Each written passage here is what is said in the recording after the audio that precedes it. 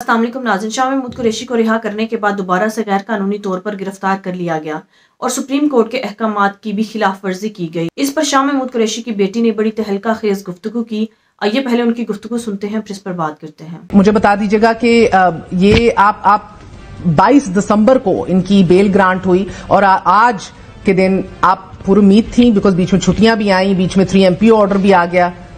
यही फ्राइडे को जब हम सुप्रीम कोर्ट गए हैं और जब वहां पर ऑर्डर बेल ग्रांट हुई है, वहां पे जस्टिस अतर मिनल्ला ने ये भी कहा है कि ये आज ही ऑर्डर इशू होगा। हम वहां बैठे रहे, तो ये कहानी फ्राइडे को शुरू होती है। हम फ्राइडे शाम तक वहां बैठे रहे कि हमें ऑर्डर मिलेगा। उन्होंने कहा जी आज नहीं मिलेगा, कल। तो अगले दिन साइफर केस की ट्रायल थी अडियाला में।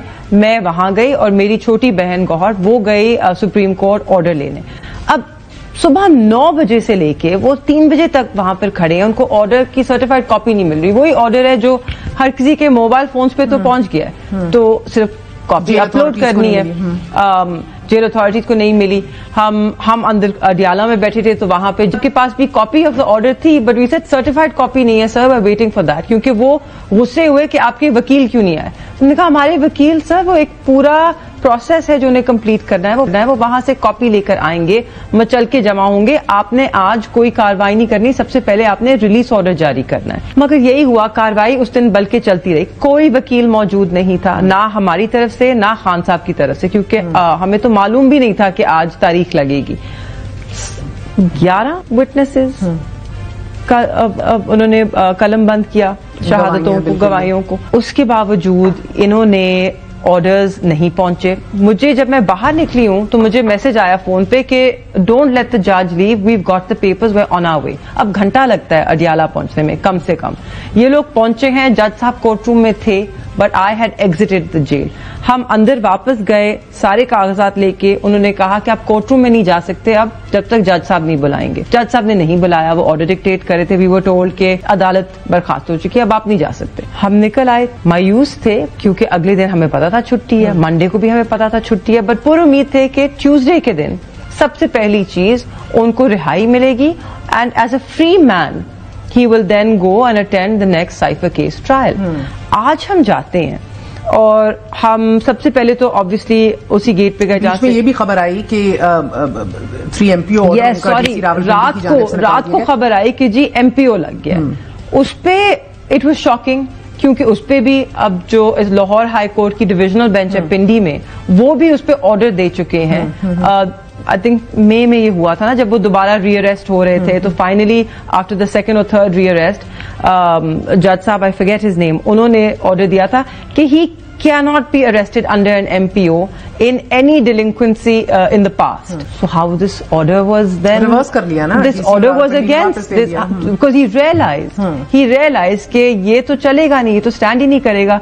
अब हमें नहीं पता था जब हम सुबह को गए कि ये ऑर्डर रिवर्स हो गया। सो हम गए, मेंटली प्रिपेयर्ड गई थी ज़हनी तौर पे कि अभी इनको फिर 15 दिन के लिए हिरासत मिलेगी। हम मेंटली प्रिपेयर्ड थे कि ये अब अंदर जेल में है, जेल में ही रहेंगे, ये बाहर तो निकलेंगे ही नहीं। हम इनको साइफर केस का जो ट्रायल होता है उसमें जेल कोर्ट में मिलेंगे।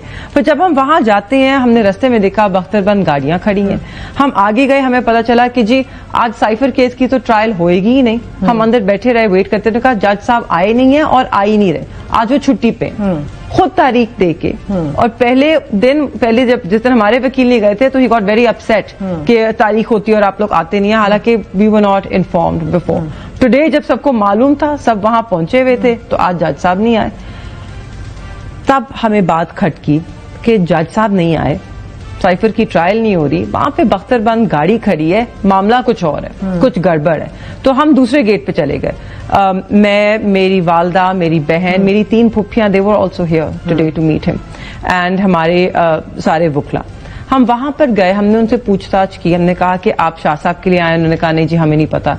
हम कहाँ लेके जा रहे हैं? जी हमें नहीं पता। अच्छा किस केस? हमें नहीं पता, कुछ नहीं बताया। इतनी देर में भी 100 के बाबा निकल रहे हैं। एंड तो ऑब्वियसली हमने मीडिया को अलर्ट किया कि जी बाहर लेकर आ रहे हैं, बाहर लेकर आ रहे हैं। और अब हमें पता था कि गिरफ्तारी होएगी। मतलब अगर आप 3 MPO के तहत सोच रही थी, हम सोच रहे थे 3 MPO की तहत, राइट? तो we were well prepared. My father, if you listen to him, he is also well prepared. अब वो जेल की हदूद के अंदर इसलिए खड़े हैं कि उनका था कि मैं एक स्टेटमेंट देना चाहता हूं। मुझे पता है कि जब मैं ये हदूद क्रॉस करूंगा تو پھر یہ مجھے ری اریسٹ کریں گے because I will no longer be in jail. Right now I am a free man and I am within the confines of the jail. So یہاں پہ کھڑے ہو کے میں ایک اسٹیٹمنٹ دے سکتا ہوں. And he kept saying media کو آپ آگے آ جائیں, یہ آگے نہیں آنے دے رہے تھے. میڈیا والے کہہ رہے نہیں شاہ جی آپ باہر آئیں, تو نے کہا میں باہر نہیں آ سکتا, میں اریسٹ ہو جاؤں گا, تم ادھر آ کے سنو میں نے کیا کہنا ہے. تو مومنٹ ہی اسٹارٹ اسپیکنگ, ابھی انہوں نے کیا 4 جملے ہی کہے تھے اور یہ آپس میں گفتگو کر رہے تھے پولیس اہلکار, اینڈ وہ آئے اور انہیں دھکا دیا. وہ ان کو بلا رہے تھے کہ سر آپ کو اریسٹ کرنا ہے, اب آ جائیں. آپ آ جائیں, آپ سن رہی تھی کیا گفتگو ہو رہی تھی؟ بالکل, میں بالکل سامنے کھڑی تھی ان فیکٹ, بیکاز ایک کوئی رپورٹر تھے, ہی couldn't see, مجھے فون دو میں تمہارے لیے ویڈیو بناتی ہوں. تو میں بالکل سامنے کھڑی تھی, میں بالکل سن سکتی تھی. وہ کہتے کہ نہیں سر آپ آ جائیں, تو وہ کہتے کہ نہیں میرا حق ہے, میں میڈیا کو ایک اسٹیٹمنٹ دینا چاہتا ہوں اور یہ میرا حق ہے as a free man, I am free to speak to the press. تو آپ مجھے یہ کرنے دیں. اور شروع میں انہوں نے کہا کہ آپ نے گرفتاری ڈالی ہے تھنکنگ 3 MPO, میں بالکل تسلیم کرتا ہوں, میں آپ کے ساتھ چلوں گا. And if you see past میں کب انہوں نے ریزسٹ کیا؟ کبھی بھی نہیں. مطلب اریسٹنگ آفیسر کا ہاتھ ملا کے ساتھ گئے ہیں, ہمیشہ اسی طرح کا رویہ رکھا ہے. تو پہلا دھچکا آپ کو لگا جب حیران شروع ہوئی؟ پہلا دھچکا بالکل, یہ میں آپ کو مہر I'm telling you, ابھی بھی میں تھوڑے سے شاک میں ہوں کیونکہ میں نے اس پورے دن کو آبزرو نہیں کیا اور میں نے کوشش کیا کہ میں زیادہ نہ دیکھوں. کہ اگر میں پہلے وہ سارے ویژولز دیکھ لیتی, آئی ڈونٹ تھنک کہ میں یہ پورا دن جس طرح میں نے گزارا ہے اور گفتگو کی ہے یہ میرے لیے آسان ہوتا, بہت مشکل ہوتا. So I think I am using the shock trauma to exactly. نو ڈاٹر کون, بالکل روایات نہیں ہے ادر دین دا فیکٹ کہ وہ 2 دفعہ وزیر خارجہ رہ چکے ہیں, ادر دین دا فیکٹ کہ وہ ایک سینئر سیاست دان ہے. ان کا خود کا رویہ اس طرح کا نہیں ہے کہ آپ ان کے ساتھ اس طرح کا برتاؤ کریں.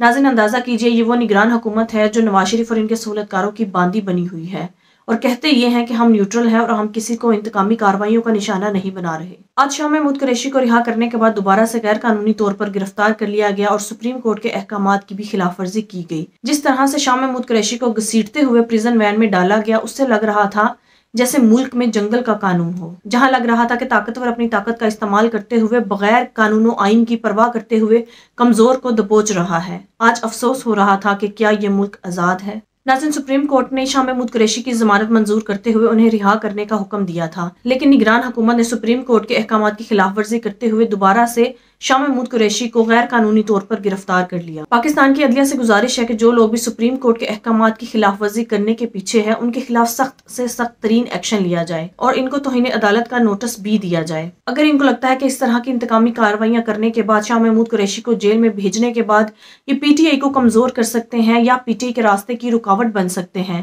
تو یہ ان کی سب سے بڑی غلط فہمی ہے. جیسے جیسے یہ پی ٹی آئی کے خلاف انتقامی کارروائیاں کرتے جا رہے ہیں, عوام ان سے مزید متنفر ہوتی جا رہی ہے اور عوام کے دلوں میں پی ٹی آئی کے لیے اور عمران خان کے لیے مزید ہمدردی اور محبت بڑھتی جا رہی ہے.